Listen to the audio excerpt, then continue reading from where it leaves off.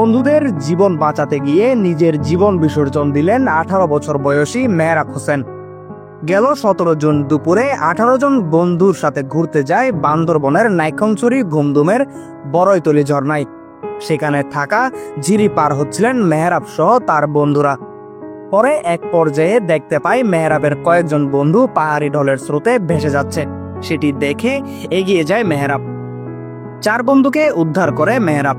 বন্ধুদের উদ্ধার করলেও পরে পাহাড়ি ঢলের স্রোতে ভেসে যায় মেহরাব হোসেন।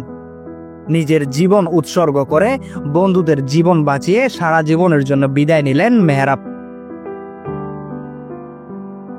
মানে পানির স্রোতে চলে আসছে, ও ডাক দিয়েছিল ভাইয়া বলে দেখতে আমরা এরকম দেখতে পাইছি। পানির মধ্যে পানি খাইছে, যতটুকু পুরো আর দেখতে পারিনি।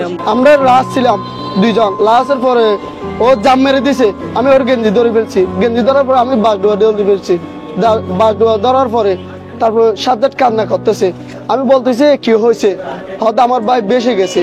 ভাই মনে করছে আমরা বড় ভাই গেছি অনেক। আমি মনে করছি ওইখান থেকে বড় ভাই একটা বেশি গেছে।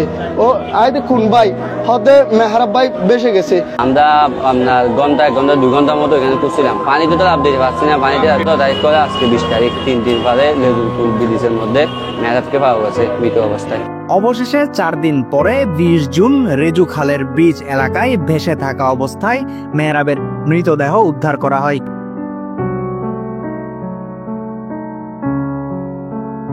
নিহত মেহরাব হোসেন উখিয়ার হলদিয়া পালং মরিচা বাজার এলাকার বাসিন্দা এবং হোটেল ওয়াকিয়ার মালিক মঞ্জুর আলমের বড় ছেলে।